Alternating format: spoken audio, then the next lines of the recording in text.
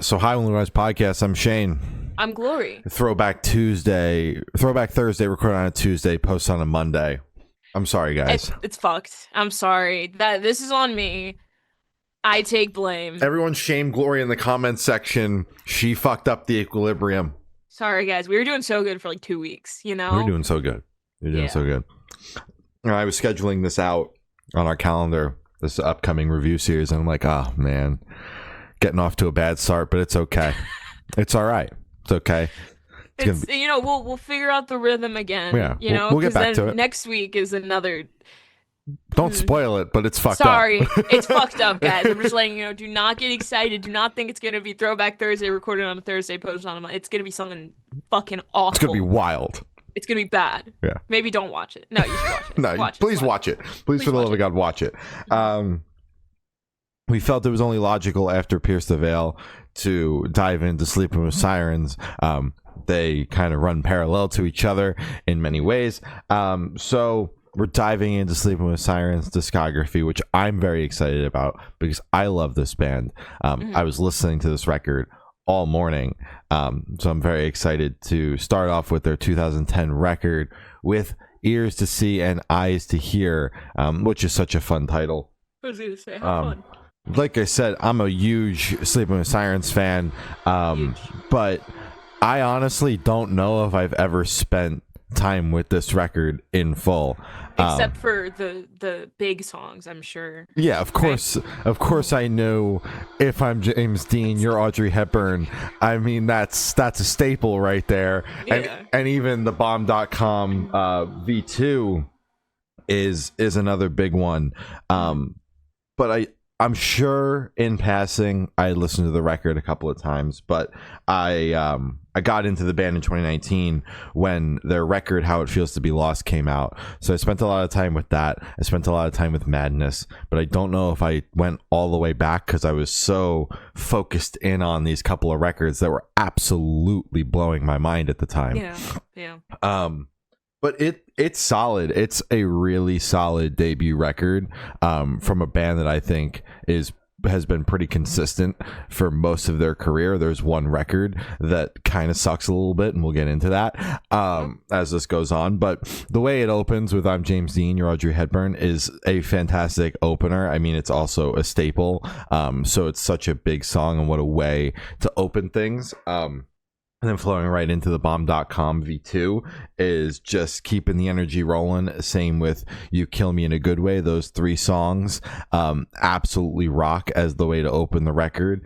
Quickly slowed things down with Let Love Bleed Red, which is the slow cut on the record. Slows things down for a second, but don't you worry. They get it right up with the epitome of 2010 with Captain Tie Knots versus Mr. Walkway, which is, in parentheses, No Way, which is such a 2010 album or song title and is such a 2010-esque song with It is. Feeling like I was listening to an Attack song with this, and I honestly had no idea that Sleeping with Sirens ever made a song or anything that sounded like a product of its time that much so.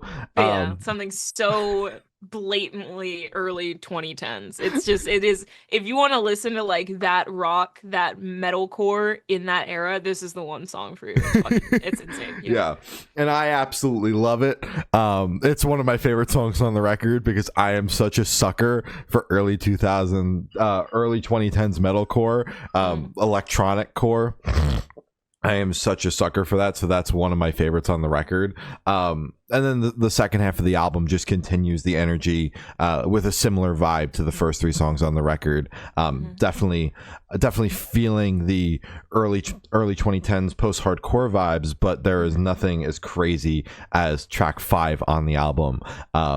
And then it fades out with a dance party, track 10. That's the closer, which I was expecting them again to call back to a very 2010s-esque feeling song, because I feel like I hear the word dance party. We had track 5 that's very electronic based, and I was expecting something absolutely nuts.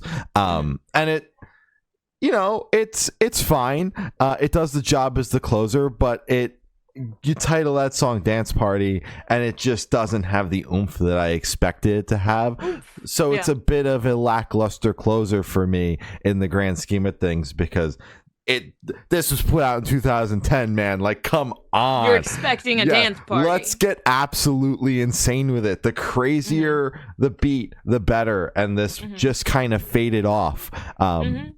Which is fine. A little interlude. Yeah. It didn't connect to like anything. No, it does the job. But honestly, the album could have ended on the left side of Everywhere, and it would have had the same feeling for me. If anything, I'd be slightly less disappointed with the way the record closed. I love the opener, of course, classic. The first 3 songs, honestly, are a great 3-track run. I love all of those songs. Like I said, Captain Ty and Knots versus Mr. Walkway is one of my favorites as well, because I'm a sucker for that type of stuff. Title track is phenomenal as well, and In Case of Emergency, Dial 411 are all bangers.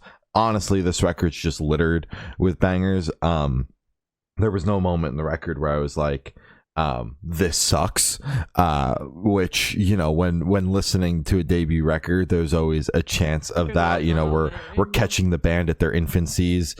They maybe don't have a ton of chemistry. Maybe it's their first time writing lyrics. You never know. There's a chance that something will suck, and this is a really solid debut record, and really lays the groundwork for where the band's going to go from here.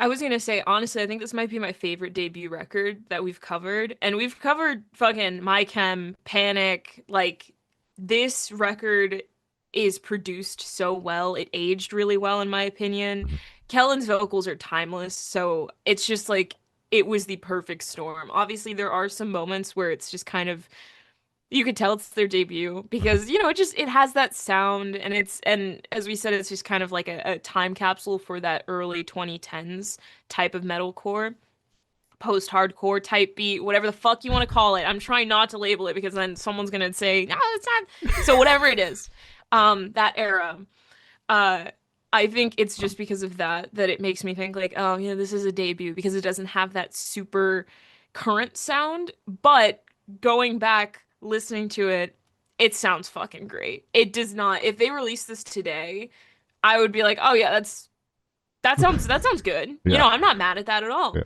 I think the record flows incredibly well. I honestly was very surprised. I've never really listened to Sleeping with Sirens. I only know the 2 hits, Better Off Dead and Kick Me, I think. And then I kind of knew, like, If You Can't Hang is also one, right? Yeah. And then I also knew If I'm James Dean, You're Audrey Hepburn. I knew that one. They got a handful of really big songs. Really big songs. And those are the only ones that, like, somehow got to me.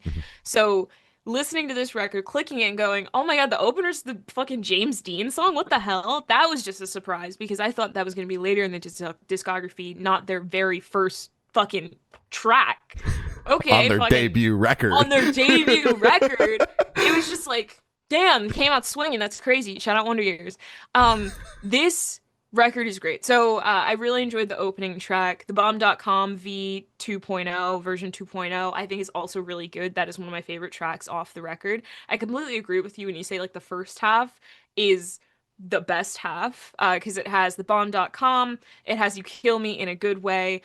Let Love Bleed Red is fine, but as you said, it is a slower track, and it's very early on into the record, so it kind of fucks up the flow a little bit. But with Kellen's vocals, I'll let it slide. He can get away with it. It also gives them enough time to recover. Because they pick it right up with the fucking scene staple. Let's talk about it. So then, Captain Ty and Knots versus Mr. Walkway, fucking insane. When that shit came on, I was like, okay, I didn't know Sleeping with Sirens got down like this. I didn't know your game. I didn't. And immediately added to like 2 of my playlists. Same with the bomb.com, that one as well. The opening riff and just the rhythm in the second track is fucking phenomenal. That one also caught me off guard. Don't Fall Asleep at the Helm is also another slower track, especially coming off of Captain Tie and Knots. It was just kind of like kind of jolty, but I mean it was definitely more upbeat than Let Love Bleed Red, so I guess there's some progression there. With Ears to See, Eyes to Hear, the title track, I thought it was great. I think it's the second most streamed song off the record. Crazy track. I think that's great. In Case of Emergency, Dial 411, another great track. Now the left side of Everywhere, that shit has something special. Another thing that I really like about this album is there are some techno parts in it, and it kind of reminds me of Panic at the Disco's debut. I think it's it's like Nails for Breakfast, Tax for Snacks, I think, where it's like they go kind of like overkill on the auto tune. So awesome. It's awesome. I don't understand why people are like, they did too much auto tune. That's the fucking point. It's not supposed to sound like he's just naturally singing, you know? He's not trying to fake it. Anyways, there's a song on here. I went through the track listing a couple of times to try to find it again, but there's like a chorus or something where it is heavily auto-tuned. And it sounds like it was on purpose, because I know Kellen Quinn, he does not need auto-tune. That is just his voice. But it reminded me of that early 2000s, like, you guys are getting a little crazy, huh? That was like metalcore's idea of crazy back then, where it's like we added a little auto tune. You know, that's what's crazy right now. Yeah. Now we're doing like fucking hyper pop beats and shit, but it's like it's cool seeing the progression of the genre and the bands. And I think this is an incredible debut. I really have no bad notes. I like Dance Party because it reminds me of kind of like some of the interludes off of Blink 182 self-titled. I'm one of those people who likes just kind of like no lyrics or anything, just kind of like a nice interlude to kind of tie things down. But big fan. I thought this was really good. Hell yeah. Hell yeah. Well, those are our thoughts on Sleeping with Sirens 2010 album. With Ears to See and Eyes to Hear, we're diving into their entire discography. Things are looking up so far, so I'm excited to go even deeper into the discography and get through all of them. You said there's a bad album coming though, so I'm a little... There is a massive sonic shift there for a second where they think they're a completely different band. It's so fun. I love that. I love that. Okay, cool. Then that's in a few albums. Okay.